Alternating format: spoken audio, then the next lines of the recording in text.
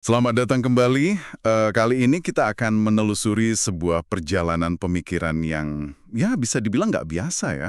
Akarnya itu dari pengalaman pribadi penulis buku Predictably Irrational. Betul, sumber kita kali ini pendahuluan buku itu sendiri. Jadi ini cerita gimana cedera fisik yang parah banget justru memicu rasa ingin tahu yang luar biasa. Iya, tentang kenapa sih kita, manusia, seringkali bertindak kayak di luar logika gitu. Padahal kita ngerasa udah rasional banget. Nah, misi kita di sini mau coba mengurai ya gimana trauma personal ini bisa jadi pendorong penemuan ilmiah. Kita lihat gimana rasa sakit, frustrasi, itu semua jadi katalisator pertanyaan besar soal perilaku manusia. Dan juga soal bias-bias tersembunyi ya. Yang ternyata, wah bisa kena siapa aja, termasuk para ahli sekalipun. Justru itu, kadang keahlian malah bisa bikin kita makin yakin sama bias kita. Penulis ini kan mengalami kecelakaan serius, luka bakar parah. Iya, masa pemulihan di rumah sakit, khususnya di unit luka bakar, itu jadi pengalaman yang membentuk dia banget. Penuh penderitaan pastinya. Dan salah satu yang paling dia ingat, itu proses pelepasan perban. Nah, ini dia. Prosedur ini kata dia sakitnya minta ampun. Para perawatnya yang dia yakin banget baik hati dan sangat berpengalaman ya, metodenya selalu sama. Tarik perban cepat dan kuat. Mereka punya teori sendiri gitu ya? Iya, teorinya ya biar cepat selesai sakitnya, durasi sakitnya jadi pendek. Tapi buat penulis yang ngalamin langsung, rasanya tuh, wah, nggak gitu, justru lebih parah katanya. Nah ini menarik banget nih. Ada benturan ya antara keyakinan perawat yang dasarnya pengalaman sama realita yang dirasain pasien. Kok bisa ya beda banget persepsinya? Penulisnya mikir mungkin ya teori perawat ini agak ngebaikin beberapa aspek penting dari rasa sakit itu sendiri. Kayak apa tuh contohnya? Misalnya rasa takutnya pasien nungguin sakitnya datang, antisipasi itu kan kadang lebih nyiksa. Terus rasa sakit itu kan nggak datar aja ya, kadang naik, kadang turun intensitasnya. Benar juga. Ada juga ketidakpastian, kapan sih puncak sakitnya, kapan mulai reda, dan mungkin ini penting, kalau pasien tahu sakitnya bakal berkurang pelan-pelan, mungkin secara psikologis lebih bisa diterima dibanding dihantam rasa sakit mendadak gitu. Jadi perawat mungkin fokusnya ke efisiensi prosedur aja ya. Tapi sisi psikologis pasiennya agak kelewat. Bisa jadi begitu, pengalaman bertahun-tahun mungkin bikin mereka punya rutinitas, tapi jadi kurang peka sama dinamika internal pasiennya.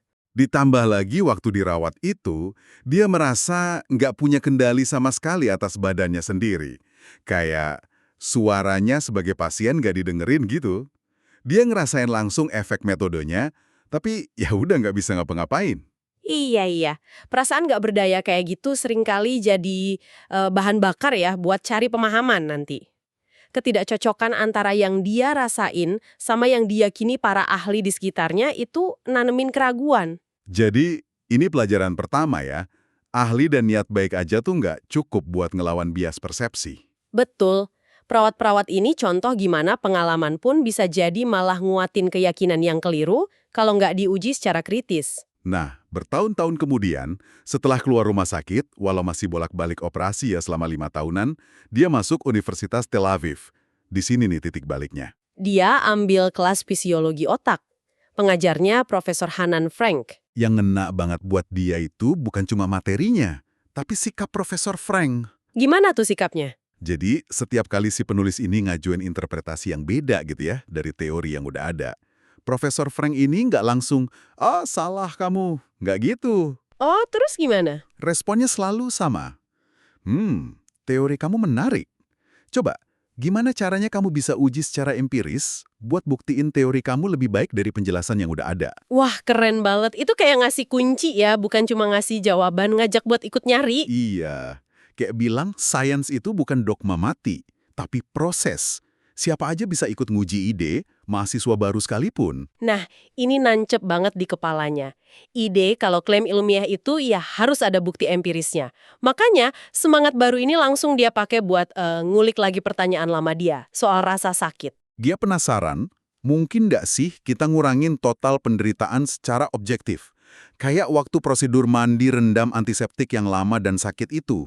Maka mulailah dia bikin eksperimen. Awalnya ya subjeknya diri sendiri, terus teman-temannya, sukarelawan lain. Pakai apa aja tuh dia nguji rasa sakit? Macam-macam. Dia pakai stimulus panas, terus air es yang dingin banget, tekanan fisik, suara bising, bahkan sampai rasa sakit psikologis gara-gara rugi di pasar saham.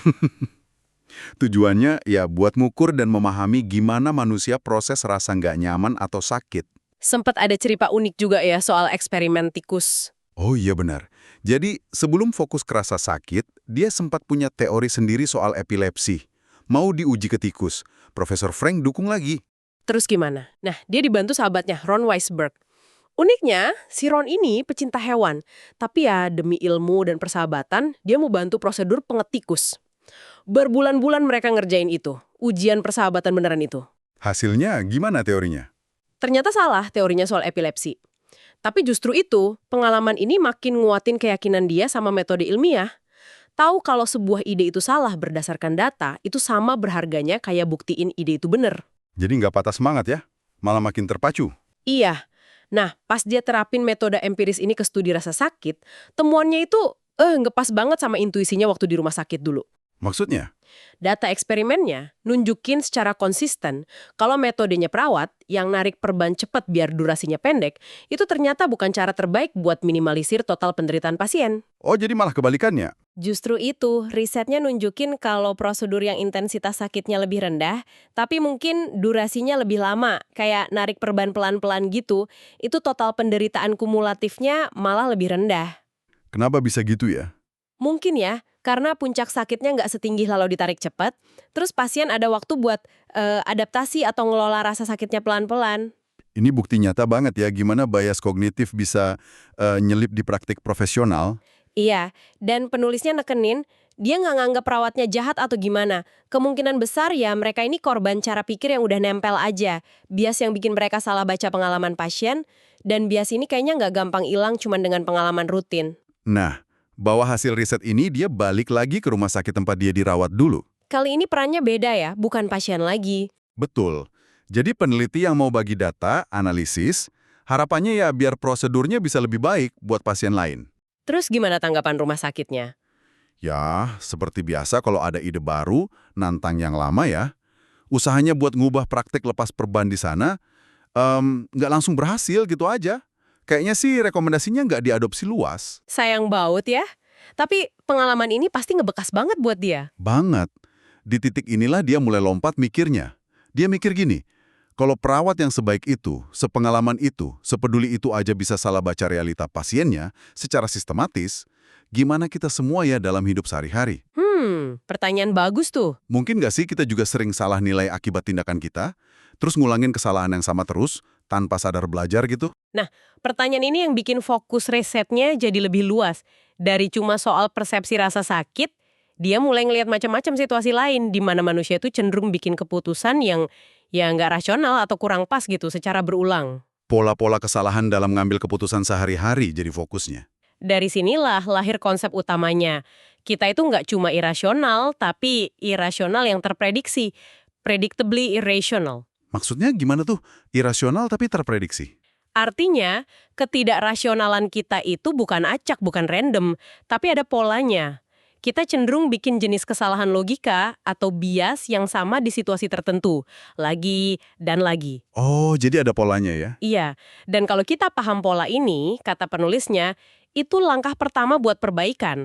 Kalau kita tahu di mana kita sering kesandung, kita bisa bikin strategi atau dorongan buat bantu diri kita atau orang lain bikin keputusan lebih baik. Ini jelas beda banget sama asumsi di ekonomi standar ya. Jauh. Ekonomi konvensional kan seringnya mukir kita ini homo economicus, manusia rasional. Kayak kalkulator canggih yang bisa nimbang semua pilihan, hitung untung rugi, terus pasti milih yang paling maksimal manfaatnya. Tapi kan kenyataannya nggak selalu gitu. Nah itu dia. Penulisnya nantang asumsi itu pakai contoh nyata.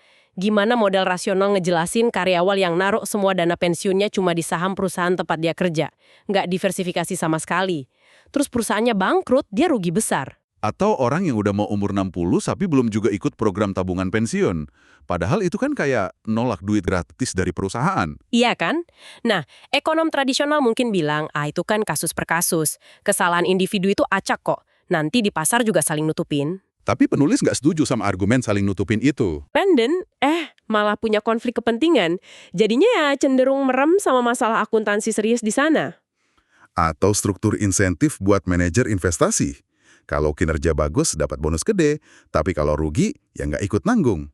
Nah, dalam sistem kayak gitu, di mana insentifnya nggak pas atau ada konflik kepentingan, orang nggak bakal bikin kesalahan acak.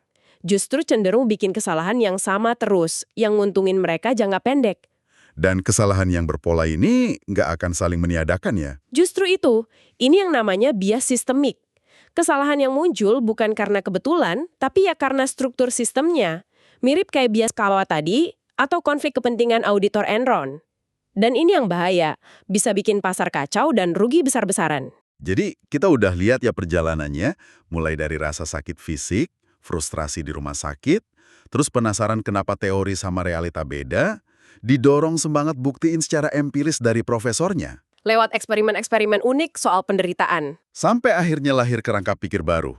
Irasionalitas manusia itu ada polanya, bisa diprediksi. Ini ngingetin kita sesuatu ya, pengalaman pribadi kita sepahit apapun bisa jadi sumber pertanyaan penting loh. Dan yang lebih penting lagi, soal bias tadi. Licin banget dia nyelinap ke penilaian kita, bahkan pas kita ngerasa paling objektif atau paling pengalaman. Kayak perawat-perawat itu tadi ya. Betul. Jadi refleksi buat Anda juga. Dalam keputusan sehari-hari, seberapa sering ya bias-bias yang nggak kelihatan itu ikut main tanpa kita sadari? Penulis ini berani raguin intuisi profesional yang pengalamannya udah tahunan. Dan keraguannya kebukti secara data. Ini ninggalin satu pertanyaan buat Anda bawa pulang. Kapan intuisi atau penilaian Anda yang rasanya udah teruji pengalaman, justru mungkin keliru secara terprediksi? Dan gimana caranya kita bisa lebih waspada, ngenalin celah antara persepsi kita sama realita? Pertanyaan yang menarik untuk direnungkan. Sampai jumpa di penelusuran kita berikutnya.